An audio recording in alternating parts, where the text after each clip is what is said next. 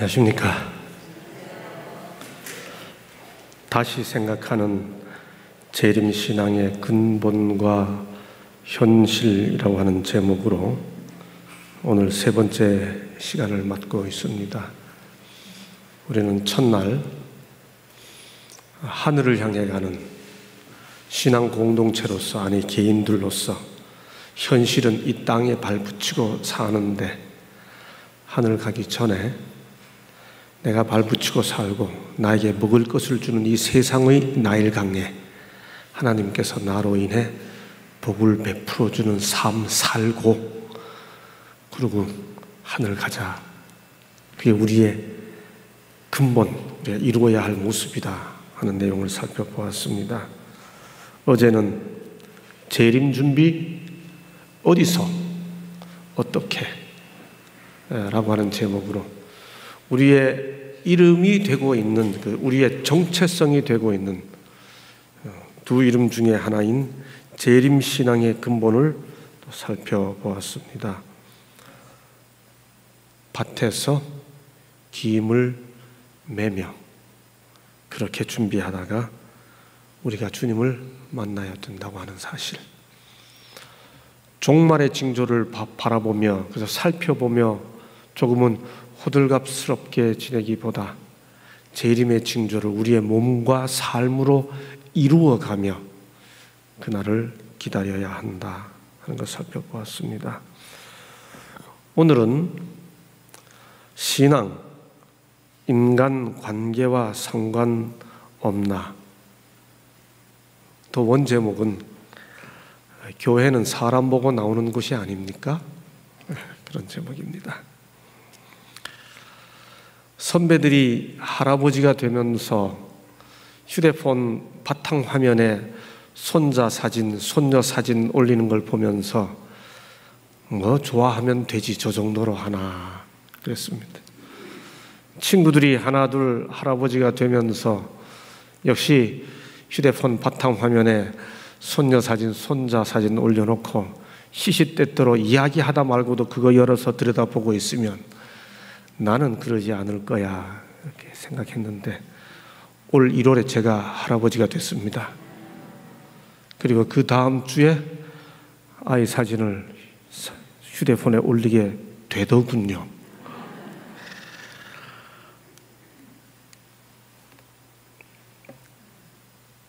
예, 저도 손자 바보가 됐습니다. 아이들이 태어나면 두 가지 본능을 보여줍니다. 하나는 잡기 반사라고 그래서 갓 태어난 아이들이 자꾸 잡아요. 영어로 grasping reflex. 심리학이나 교육학에서는 이 신생아의 잡기 반사가 인간의 근본 심리를 이해하는 데 대단히 의미 있는 이 현상입니다. 왜 아이가 갓 태어난 아기가 자꾸만 뭔가 쥐려고 할까? 그 다음에 아이 웃는 모습이, 우리 손자가 태어난 지 그날, 여러분 갓 태어난 아기가 왜 웃나요? 베넷 미소 한다고 그러잖아요. 아이가 태 속에서 웃죠. 사진 찍으면 태 속에서 웃어요, 아기가. 심리학에서는 이런 현상을 잡기 반사는 인간은 근본적으로 뭔가 이렇게 애착을 가지려고 하고 있고, 그 다음 베넷 미소는 근본적으로 사랑을 받고 싶은 것을 표현하는 이 관계 본능적 표현이다, 그렇게 이해를 합니다.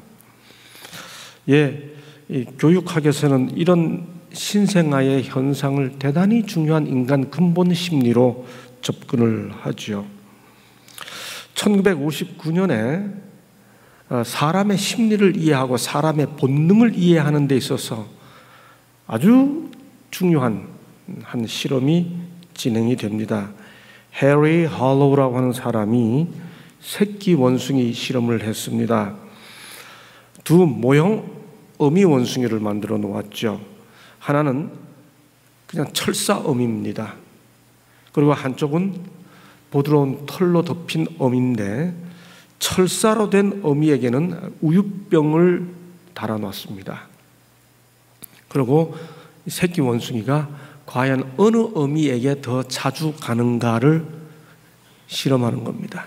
여러분, 교육학, 심리학, 심지어 경제학, 경영학, 각종 인문학, 사람을 이해하는 광고 등등 사람의 심리를 근본적으로 이해함에 있어서 이 실험은 어쩌면 기원을 이루는 중요한 실험입니다. 원숭이가 배가 고프면 당연히 우유병 있는 철사 어미에게 갑니다. 그런데 이상한 거는 우유를 먹고 나면 계속 그 우유병 있는 데 있지 않고 부드러운 철이 있는 이 헝겊 어미에게 와 있는 겁니다. 더 놀라운 거는 이렇게 깜짝 놀라는 충격적인 소리를 이렇게 나게 해줍니다. 꽉 이렇게 하는 거죠. 깜짝 놀라게 해주면 이 새끼 원숭이가 절대로 우유병 있는 철사 어미에게로 가지 않고 헝겊 어미에게 가는 겁니다. 자기가 생존의 위협을 느낄 때는 뭘 주는 어미에게 안 가고 자기를 안아주고 터치를 느끼게 해주는 어미에게 가는 겁니다. 이 사실을 통해 인간의 생명체, 유기체는 먹고 살아가는 식욕 본능보다 서로 만져주고 터치하고 보호를 느끼는 관계 본능이 식욕 본능보다 우선한다고 하는 사실이 입증됐죠. 그래서 아이들을 기를 때 돈 많이 주고 맛있는 거 사주고 내가 해줄 거 다 해줬는데 하는 것보다 안아주고 만져주는 게 인간의 근본적 본능에 더 충족시켜주는 방법이다라고 하는 것이 확인된 것이죠.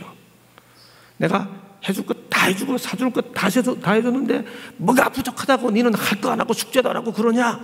근본 본능을 모르는 거죠. 식욕 본능보다 관계 본능이 우선한다고 하는 이 사실은 기르고 양육하고 돌보고 하는 일에 아주 관점을 바꾸게 해주는 아주 의미 있는 실험입니다. 이것은 인간에게도 마찬가지죠. 인간에게는 근본적인 관계의 본능을 가지고 있습니다. 행복과 불행, 기쁨과 슬픔을 결정하는 가장 중요한 요소가 관계입니다. 다른 사람과 함께 맺고 있는 관계. 이 관계가 우리를 행복하게 하고 우리를 불행하게 하고 우리를 기쁘게 하고 우리를 슬프게 하죠. 그래서 관계는 양날의 검과 같다, 그렇게 말합니다. 이 사실을 수많은 논문들이 실제적인 과학적 실험을 통해 증명해 주고 있습니다. 1981년에 발표된 한 논문에 의하면 최근에 일어난 가장 괴로운 일이 뭐냐고 질문을 던지자 그 질문의 50% 이상이 인간관계 갈등으로 대답을 했습니다. 한번 여러분도 생각해 보시죠. 내 삶에 있어서 가장 힘든 일이 뭔가? 그것도 최근에 일어난 일 중에서 1988년에 한 실험에 의하면 부정적 인간관계, 비생산적 인간관계라고 합니다. 부정적 인간관계는 흡연보다, 담배 피우는 것보다 더 강력한 수명 단축 요인이 되었다고 하는 사실이 실험으로 증명되었습니다. 여러분, 이런 과학적 사실이 통계로 확인되면 우리 공동체가 뭘 해야 하는지도 미션이 정해지는 거죠. 5일 금연 학교만 할 게 아니고 5일 관계 회복 학교 같은 것을 해야 하는 거죠. 그렇죠? 1996년에는 이건 실제로 이런 논문들은, 이런 연구들은 실제로 이렇게 실험을 해서 검증되고 학회에 발표된 연구들입니다. 이 관계의 회복이 이 육체의 기능을 활성화시키고 질병으로부터 회복된다 시킨다고 하는 사실이 여러 연구 발표들로 증명이 되었습니다. 여러분, 시작하면서 말씀드린 것처럼 왜 그럴까요? 식욕 본능보다 관계 본능이 우선한다고 하는 사실 때문에 좋은 것 먹일 것이 아니고 좋은 관계 형성되도록 도와줘야 된다고 하는 거죠. 그것이 우리의 미션이 되어야 한다는 거죠. 그럼에도 불구하고 수많은 사람들이 깨어진 관계 때문에 고통을 겪고 있습니다. 로버트 브라우닝이라고 하는 유명한 작가가 피파 패시스라고 하는 작품을 발표했습니다. 피파는 어린 소녀의 이름입니다. 직역하면 피파가 지나간다, 그런 뜻이죠. 내용은 간단합니다. 피파가 사는, 소녀 피파가 사는 마을에 아주 행복해 보이는 네 사람이 있습니다. 소녀 피파는 그들의 삶을 동경합니다. 나름대로 고통을 겪고 있다가 하루의 휴가를 내고 어떻게 하면 저 사람들처럼 행복할 수 있을까, 그들의 삶을 동경하면서 그들의 집 앞을, 창문 밑을 지나갑니다. 그러면서 노래를 부르며 지나가지요. 여러분, 그런데 사실 그 네 사람은 모두 다 자기 나름대로 살아가는 삶의 고통 때문에 대단히 힘들어하고 있었고, 어쩌면 삶의 막바지에 도달해 있던 그런 상태였습니다. 그런데 피파가 창문 밑으로 지나가면서 그들의 삶을 동경하는 노래를 부르자, 그 노래를 부르면서 내 삶을 동경하는 저런 아이도 있구나 하고 다시 삶의 의욕을 불태워 다시 갖게 됩니다. 무슨 말인가요? 피파 패시스라고 하는 이 작품이 우리들에게 주는 메시지는 아주 간단합니다. 겉으로 행복해 보이는 사람들마저도 너 나 할 것 없이 다 아픈 고통을 겪고 살아가고 있다는 거지요. 나는 아닙니까? 우리는 아닌가요?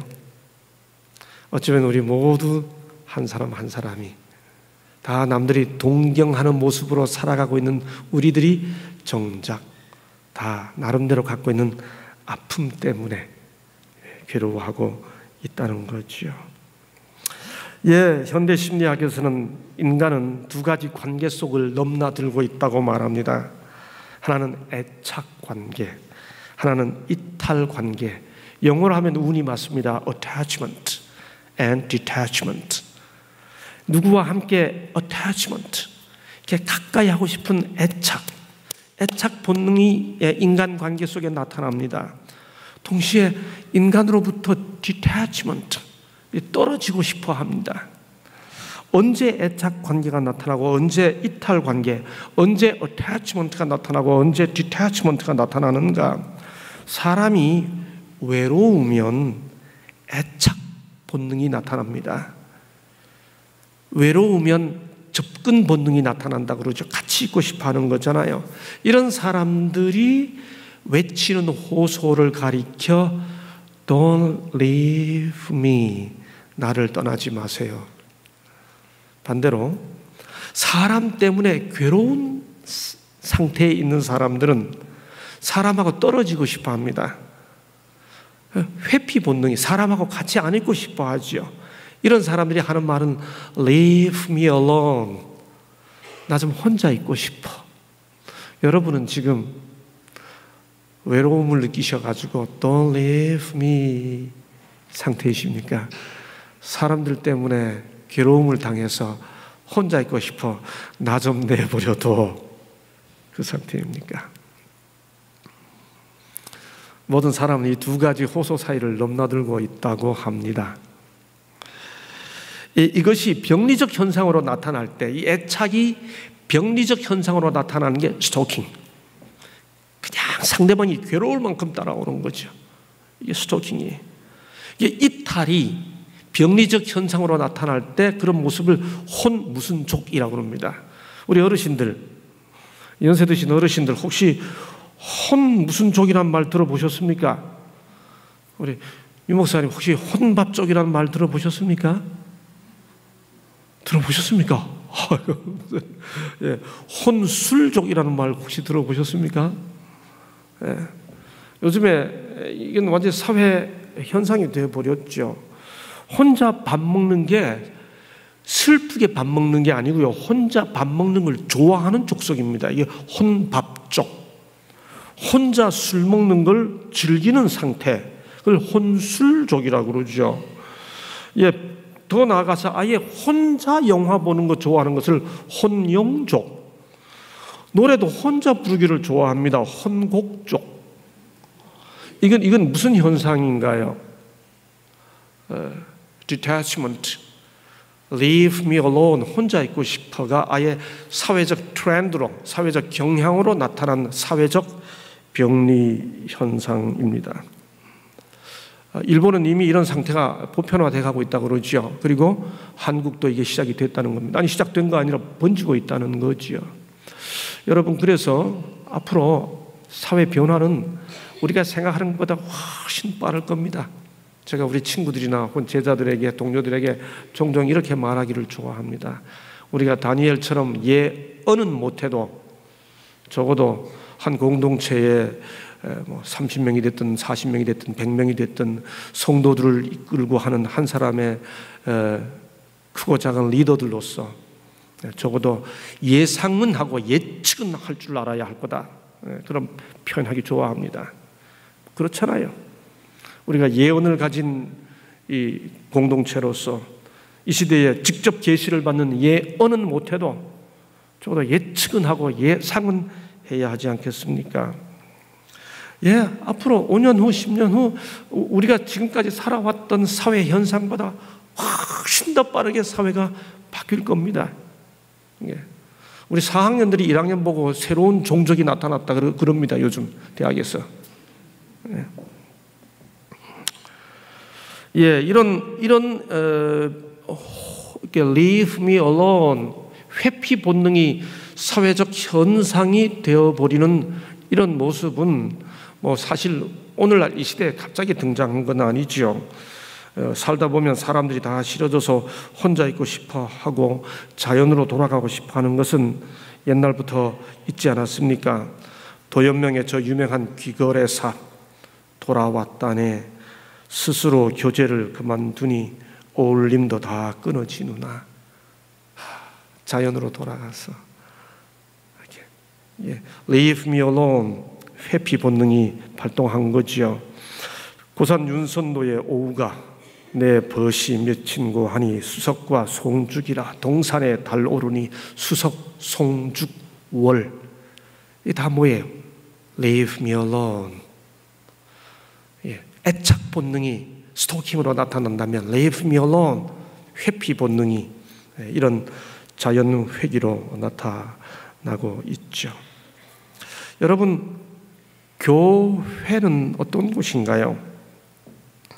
우리 한자를 문자 그대로 풀이하면 가르칠 교자, 모일 회자, 가르침을 받는 모임입니다. 교회로 church, 이 단어의 원어의 의미를 이렇게 추적해 보면 주님께 속한 무리죠. 헬라어로 에클레시아 합니다. 이 말은 부르심을 받은 무리입니다. 교회는 그 본질적 의미 자체가 관계라고 하는 의미를 아예 내포하고 있습니다. 교회는 단독 개념이 없어요. 거기는 무리 개념이 있습니다. 그 무리 속에는, 무리라는 단어 속에는 이미 관계 개념이 아예 담겨져 있는 거지요.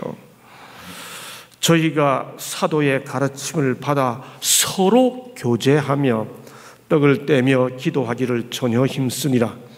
날마다 마음을 같이하여 성전에 모이기를 힘쓰고 집에서 떡을 떼며 기쁨과 순전한 마음으로 음식을 먹고 하나님을 찬미하며 또 온 백성에게 칭송을 받으니 주께서 구원받는 사람을 날마다 더하게 하시니라.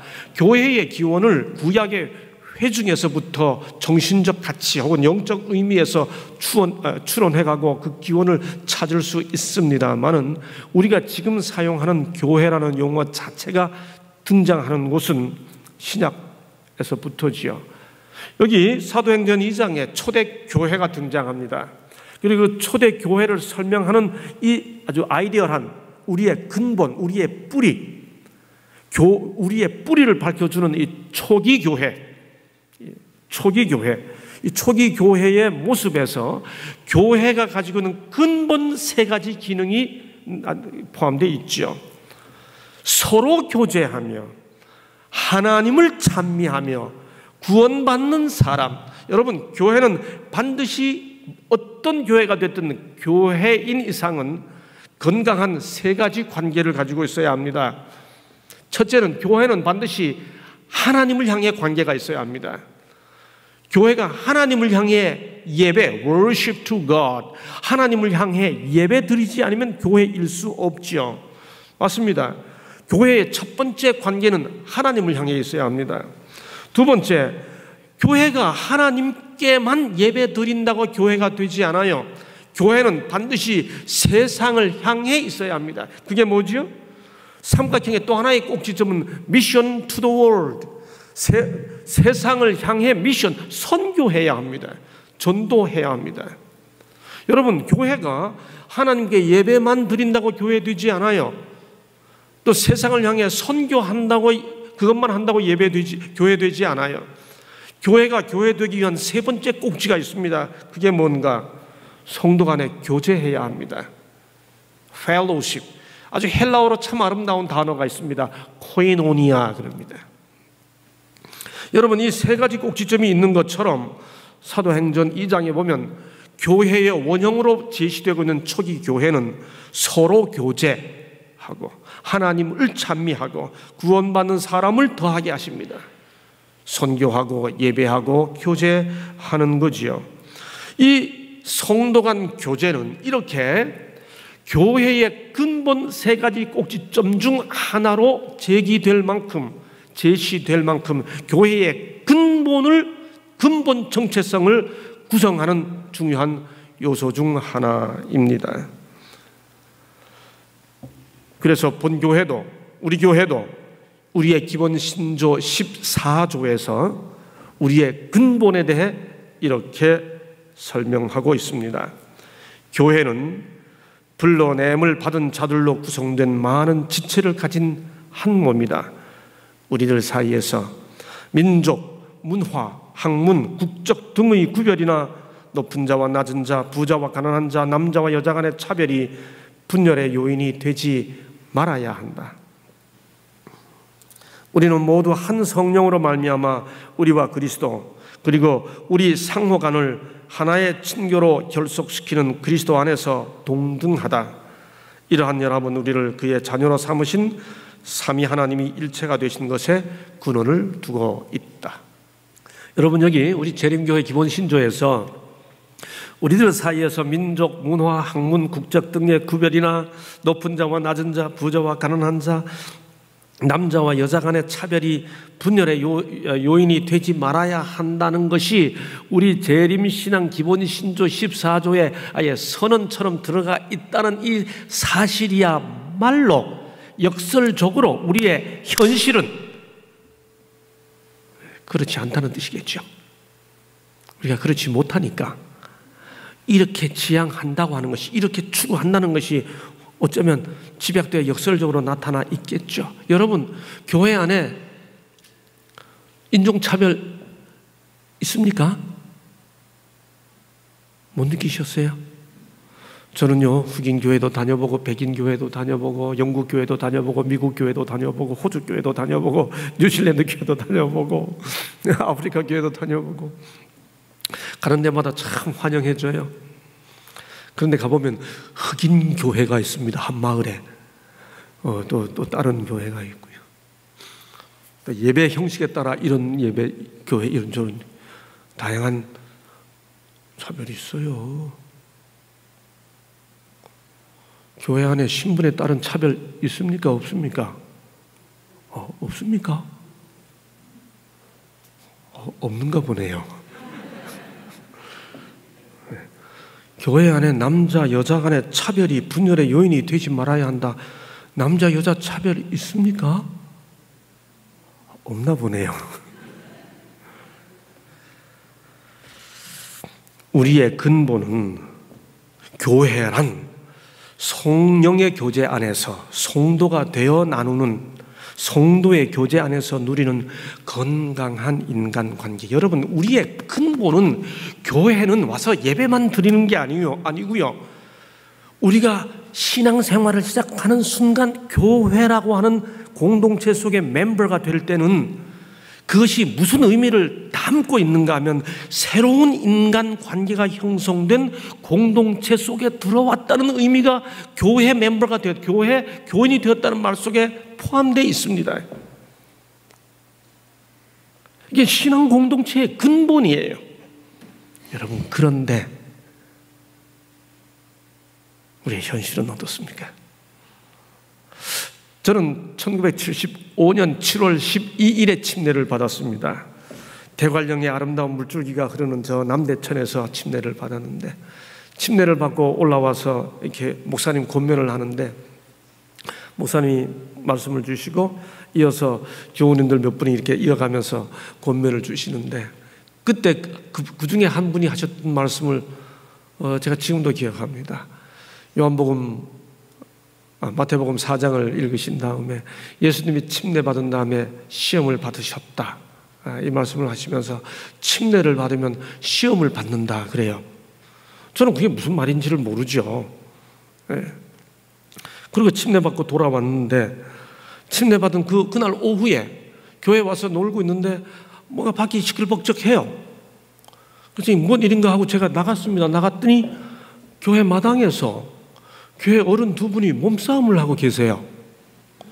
막 그렇게 서로 들어오라 그러고 나가라 그러고, 지금 생각해보니 그게 다 교회 일 때문에 어떻게 하다가 조금 언쟁이 높아졌던 것 같습니다. 그런데 저는 그걸 가만히 보는데 아무 이렇게 충격도 느낌도 없어요. 왜냐하면 저는 시골에서 오남매가 함께 크면서 동네 친구들하고 놀다가 그저 매양 어른들 다투는 거 보고 싸우는 거 보고, 그저 아버지가 아이들이 뛰놀다 보면 아버지가 툭하면 몽둥이 들고 이렇게, 그때는 이렇게 회초리 들고 때리는 게 교육이고 사랑이잖아요.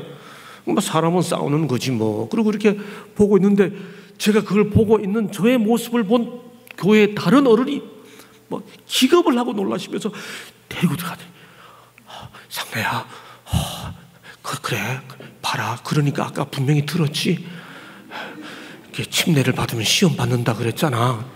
저는 지금 아무 시험이 안 되고 있는데, 그러더니 그 말에 이어서 이분이 덧붙지 않은 말이, 상래야, 교회는 사람 보고 다니는 데가 아니다 그래요. 여러분, 그 이후로 저는 그 말 참 많이 들었습니다. 교회는 사람 보고 다니는 곳이 아닙니다. 여러분 들어보셨습니까? 여러분도 들어보셨습니까? 여러분, 성도의 교제 안에서 누리는 건강한 인간관계는 우리의 근본입니다. 그런데 우리의 현실은 교회는 사람 보고 다니는 곳이 아닙니다 하는 말로 사람들을 위로해야 하는 현실입니다. 이건 교회 안에서 분명히 일어납니다. 저도 목사니까 목사편에서 재미있는 이야기 하나 해드리겠습니다. 갑자기 왜 뜬금없이 속이 텅 빈 고목나무 사진을 보여드렸을까요? 우리 교회 안에서 있던 일은 아니고요. 목회와 관련해서 이렇게 시상 대회라고 그러나요? 하여튼 시쓰기 대회를 했는데, 대상을 받은 목사님의 시 제목이 고목나무랍니다. 이분이 쓴 시 고목나무, 그 시를 제가 소개해 드리겠습니다. 고목나무야, 넌 목회도 안 하면서 왜 속이 썩었니? 요 간단한 시가 대상 작품이랍니다.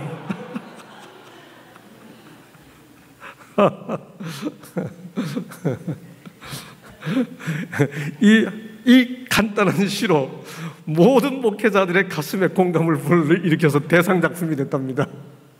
사실인지 아닌지는 지금도 몰라요. 예, 우리 신앙 공동체 속에도 여전히 관계의 아픔이 있죠.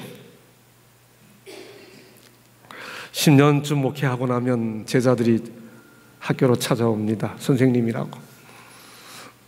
한 10년 차쯤, 한 7, 8년 차쯤 되면 찾아와서 어떤 때는 밤을 새워서 이런저런 이야기하면서 가슴이 먹먹해져 가면서 때로는 눈물도 흘려가면서 이런저런 아픈 이야기들을 합니다.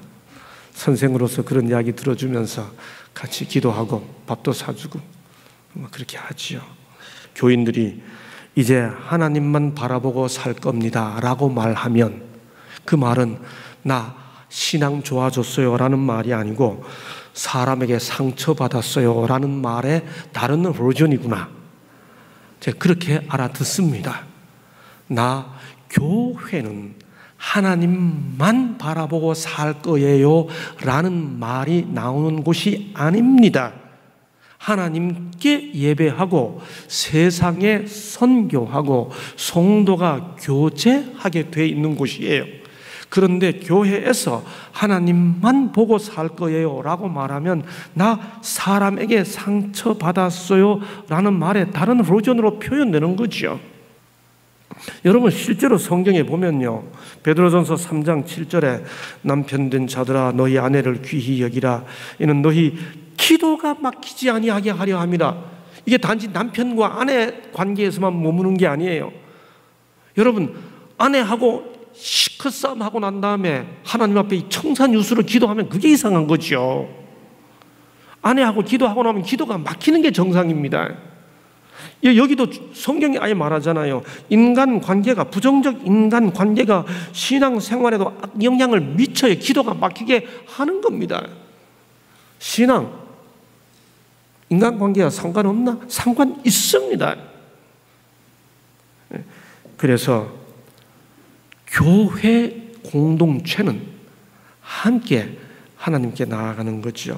인간의 관계 형성이 얼마나 본질적인 것인지는 창조 질서 속에 그대로 나타나 있습니다. 여러분, 성경 창세기를 읽어보면 하나님께서 인간을 관계 본능적, 관계 중심적 존재로 얼마나 의도적으로 창조하셨는지 창세기에 아주 순서대로 나타나 있습니다. 첫 번째는 인간은 반드시 관계적 존재라고 하는 사실이 하나님의 판단 속에 나타나 있습니다. 그것이 저 유명한 독처하는 것이 좋지 못하니, 이건 하나님의 판단이 성경 속에 나타나 있습니다. 당신이 만드신 모든 것이 다 좋았더라고 나타나 있는 창세기의 창조 질서 속에서 사람이 혼자 있는 것이 좋지 못하다는 하나님의 판단이 인간 창조 속에 나타나 있는 거지요. 인간은 근본적으로 관계적 존재입니다. 두 번째, 그래서 이 사실을 설명하기를 인간은 고독하게 살도록 창조되지 않았다. 인간은 사교적 존재가 될 것이었다. 반려자가 없었다면, 이건 단지 남편과 아내와의 관계만을 의미하는 게 아닙니다. 인간은 인간으로 더불어 반려자가 없었다면 에덴의 아름다운 광경과 유쾌한 노작도 완전한 행복을 줄 수 없었을 것이다. 잘 보세요. 그 다음에 천사들과의 교제라 할지라도 동정과 반려에 대한 인간의 욕망을 만족시킬 수 없었을 것이다. 천사하고 살아도 인간은 인간과 함께 살고 싶은 본능적 욕구를 하나님의 창조 질서 속에서 천사와의 교제도 채울 수 없다고 하는 겁니다. 이것이 독처하는 것은 좋지 못한 이로 하나님의 판단이 표현되어 있죠. 두 번째는, 여러분, 하나님의 모든 창조 역사 속에 당신의 형상을 모델로 창조됐다는 사실이 언급된 것은 인간밖에 없습니다. 하나님이 가라사대 우리의 형상을 따라 우리의 모양대로 우리가 사람을 만들고 그로 바다의 고기와 공중의 새와 육축과 온 땅과 땅에 기는 모든 것을 다스리게 하자. 이건 하나님의 청유입니다. 하나님께서 그렇게 하자고 말씀하시고, 그 다음 27절에 보면 그 하나님이 하신 말씀에 대한 설명이 나옵니다. 그 설명이 뭐예요? 하나님이 자기 형상 곧 하나님의 형상대로. 여러분, 이 구절은 신학적으로 그 깊이를 다 헤아릴 수가 없습니다. 이 단순한 구절의 신학적 의미에 대한 탐색은 고대로부터 수많은 논문이 나올 만큼, 그 논문이 다 감당하지 못할 만큼 깊이를 갖고 있습니다. 여기 우리의 형상을 따라 우리의 모양대로 만들자고 했는데 27절은 자기 형상이라고 단수로 표현합니다. 하나님이 말씀하실 때는 복수 형상이고 그걸 설명할 때는 단수 형상입니다. 이게 무슨 뜻인가? 이 의미를 아주 간단하게 설명해 놓은 구절이 지나갔습니다만 우리 그 기본 신조 14조에 삼위일체의 형상 속에 나타나 있다라고 하는 구절 속에 표현되어 있죠. 예, 한마디로 말하면 삼위 하나님이 복수로 계시다가 한 분이신 것처럼 삼위일체이신 것처럼 우리의 형상이란 말은 그러므로 단지 외형이나 품성 정도로 머무는 게 아니고 하나님의 관계의 형상이 인간 속에 나타나 있다. 그러므로 인간의 진정한 하나님 형상은 너와 나의 관계 속에서만 확인된다고 하는 거죠. 맞습니다. 그 사람이 얼마나 좋은 남편이라고 이야기해봐야 혼자서는 몰라요. 그 사람이 얼마나 좋은 남편인지는 아내와의 관계 속에서 확인되는 거지요. 품성 변화, 혼자 있을 때 품성 나쁜 사람 보셨습니까? 다른 사람과의 관계 속에서 확인되는 거지요. 인간은 관계, 사교적 존재라고 하는 사실은 하나님께서 교육 과정을 거쳐 확인시켜 줍니다. 여러분, 그게 바로 뭔가? 아담이 어떻게 각종 들짐승과 공중의 각종 새를 지으시고 어떻게 이름을 짓나 보시려고 아담에게 모든 것에 이름을 짓게 하기 위해 그것들이 쌍쌍이 앞으로 지나가게 했습니다. 아담은 쌍쌍이 지나가는 것을 보면서 자기가 혼자라고 하는 사실을 느끼죠. 아, 나만 혼자구나. 두 번째, 이 사실을 통해 그는 뭘 느끼나요? 모든 짐승들의 이름을 지어주는 그 순간 아담은 자각합니다. 나는 짝이 없구나. 그리고 나는 종류대로 짐승들이 만들어지는데 나는 유일하구나. 이 두 가지 사실을 자각하지요. 하나님께서 인간은 사교적 존재, 관계적 존재라고 하는 사실을 여러 가지 과정, 창조 질서 속에서 여러 가지를 확인시켜 주지요. 창조 방법에서 하나님은 인간의 관계적 존재를 설명해 줍니다. 아시는 것처럼 하나님은 여자를 만드실 때 머리뼈로도 발가락 뼈가 아니고 무슨 뼈로요? 의미를 설명했잖아요. 여자의 무리가 되어 남자를 지배하거나 열등한 존재로 마구 짓밟힘을 당해서는 안 될 것이라는 것과 동등한 자로서 인간이 인간 대 인간으로 만나게 되는 이 창조 질서 속에서 관계의 본능을, 아주 그 관계적 근본을 가르쳐 주신 것이죠.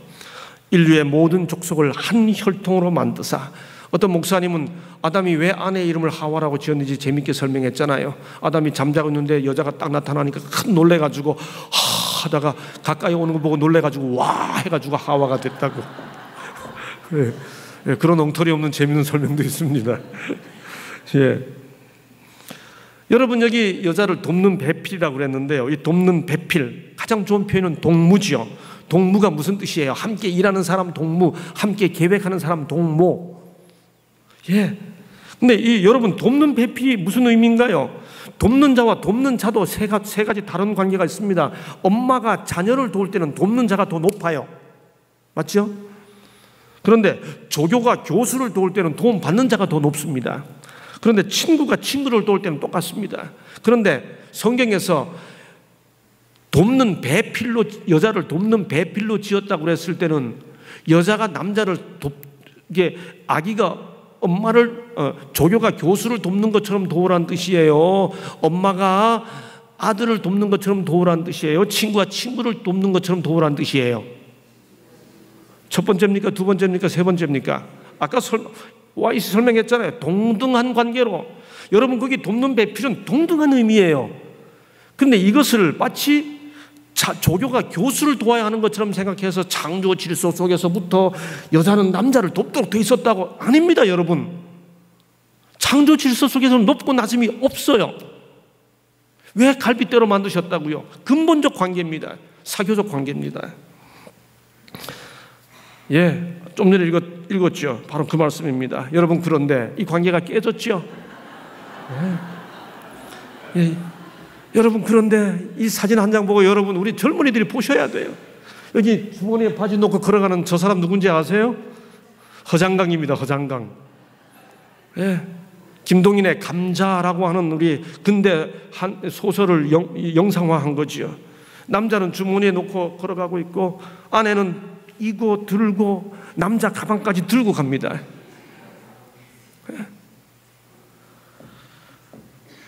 범죄 이후에 이렇게 됐다는 거예요. 여러분, 몰라요. 다른 사람들은 어떻게 말할지 몰라도 적어도 에덴 동산의 질서대로 안식일을 지켜야 된다고 하는 우리는 그렇게 생각하면 안 됩니다. 주님이 대답하셨잖아요. 남자와 남편과 아내의 관계에 대해 이혼 증서를 써줘야 될까요? 말아야 될까요? 할 때 인간들이 하도 완악하니까 모세가 그런 법도 만들어 주었었어. 그러나 주님이 하신 유명한 대답, 본래는 그렇지 아니하니라.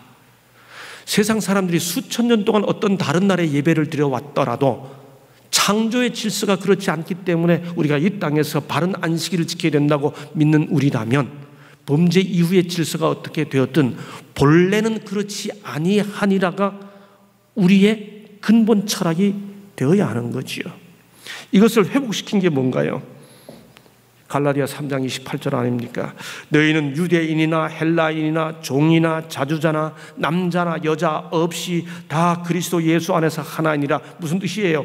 유대인이나 헬라인 없이, 인종차별 없이, 종이나 자주자나 없이, 신분차별 없이, 남자나 여자 없이, 성차별 없이, 이렇게 교회 안에서는 우리의 근본대로 우리 신앙 공동체가 형성되어야 한다는 거지요. 현대 심리학에서는 인간은 근본적으로 관계적 존재이고 인간은 근본적으로 사교적 존재인데 인간이 살아가면서 만나게 되는 수많은 관계의 내부리의 동반자들이 있다고 말합니다. 어려운 말로 이렇게 학문적으로 표현해 놓았지만 사실 쉬운 말이에요. 로맨틱 파트너, 아내, 배우자입니다. 가족 동반자, 자식, 형제, 사회적 동반자, 친구입니다.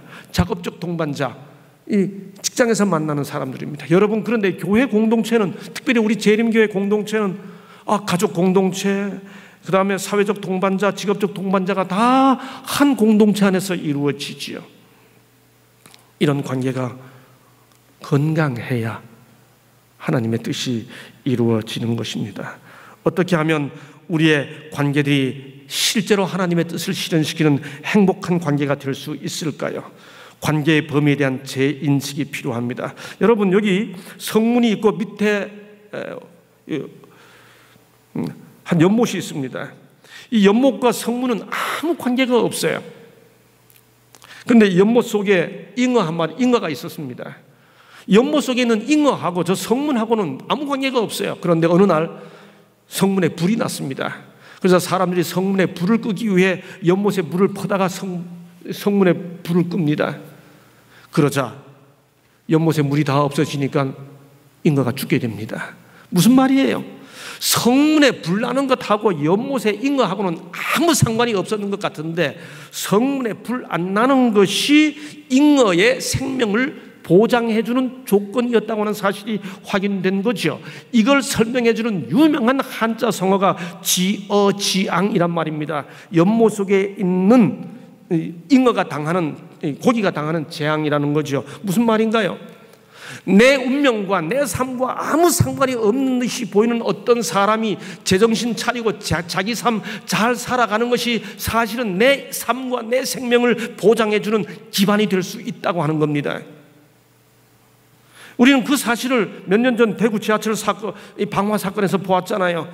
나하고 아무 상관이 없는 어떤 사람, 김대한이라는 사람이, 그 사람이 자기 인생, 자기 삶 챙기지 못해가지고 휘발유통 들고 지하철에 타가지고 방화하는 바람에 그 김대한이라는 사람과 아무 상관이 없는 얼마나 많은 사람들이 죽고 부상당하지 않았습니까? 어쩌면 우리는 오늘도 내 운명의 열차 속에 나와 아무 상관이 없는 듯 생각하는 사람들이 함께 타고 가고 있는지 모릅니다. 그런데 그 사람이, 나와 아무 상관이 없는 그 사람이 사실은 내 삶과 생명의 존재 기반일 수 있다고 하는 인식, 하물며 영원한 운명을 같이 얻겠다고 하는 교회 공동체 안에서는 어떠하겠습니까? 공동 운명체의 구성원들이 존재 기반을 함께 나누고 있다는 사실을 인식하지 못하면 결국 자멸에 이른다고 하는 교훈을 주는 것이 지어지양의 교훈입니다. 내가 좋은 사람만 돌보고 사랑해서는 안 된다고 하는 인식을 확연하게 이해해야 하는 겁니다. 내 관계의 범위가 어디까지 이르러야 하는지를 보여주는 것이 지어지양의 교훈입니다. 교회는 사람 보고 다니는 곳이 아니라가 아니라 교회는 사람 때문에 다닐 수 있어야 하고 다니고 싶은 곳이 되어야 합니다.